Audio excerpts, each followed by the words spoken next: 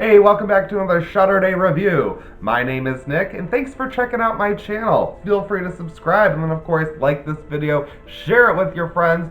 Now today, I want to be talking about a very recent addition to the Shudder library, and that is Gwen. A film about witches? I know that it's been talked about and hyped up a bit, and of course when something is added to Shudder this close to Halloween, people are going to want to jump on it, as I did.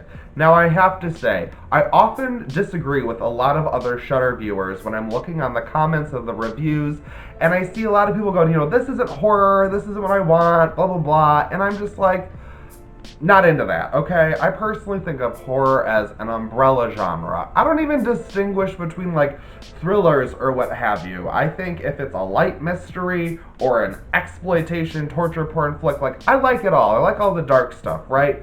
Give it to me in any format. So I often don't really agree with people when they look at a title on Shudder and go, this doesn't fit here, why is this even here?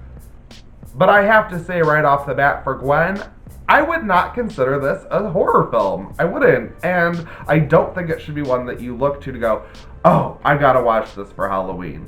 But I decided to watch it for the sake of a Shudder-day review, so let's talk about it anyway, because people are going to want to be hearing about this and maybe talking about it after you see it. Okay, so Gwen takes place way back in the candles and chopping wood times in like England or Scotland or someplace wherever. I don't really remember. I didn't even look into it. I'm just going off of what I remember from this film, which you might be able to guess I was not completely in love with. So we're following this woman and her two daughters, and they're waiting for her papa husband to return from the war, and wouldn't you know it, strange things begin to happen. Now, I won't get into it, but it's the same stuff you've seen in pretty much every movie like this. You can guess exactly what's going to be happening. Now, our main character is Gwen. She's the teenage chick. She's pretty much crying throughout the whole film, as some heroines generally do. She's trying to keep things together because her mom is having seizures all over the place, and this is way back in the times. I mean,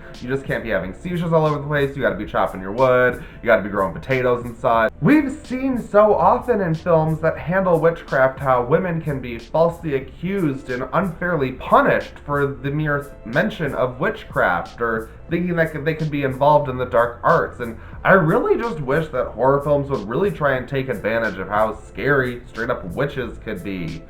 But back to what Gwen is actually about. It's really, I would say, a tragic family drama. And you kind of see the falling apart of a family, and in that respect, I could understand how you would relate it to The Witch, but otherwise, I just wouldn't. And you know what? I have to say, I'm sorry, but this one just did not do it for me.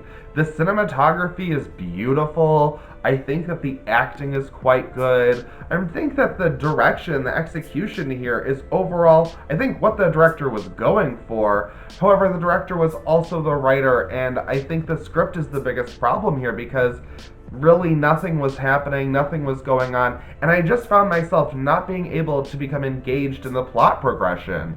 While I knew that our main characters were our characters we're supposed to be looking out for, I understood their plight, but I really never was rooting for them. I never really cared. And that's unfortunate because by the time we get to the end of Gwen, you just go,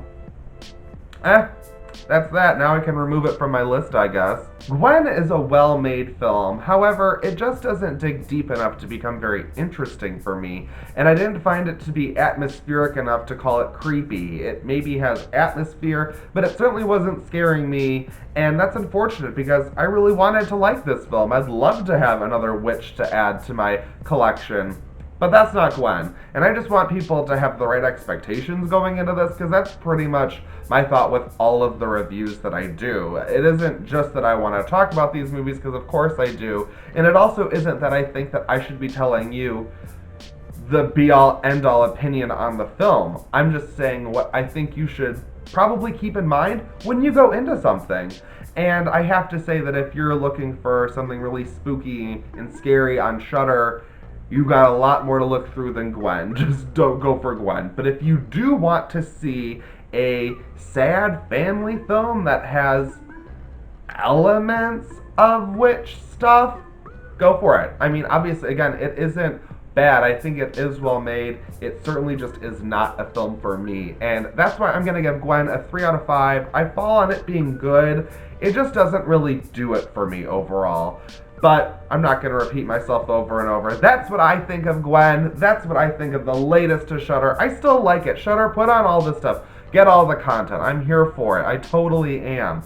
But what have you guys found on Shudder recently that you've been watching? What's on your Halloween watch list?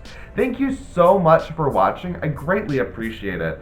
Like this video, share it with your friends even. Spread that Shudder love. And subscribe to my channel so I can see you in my next video.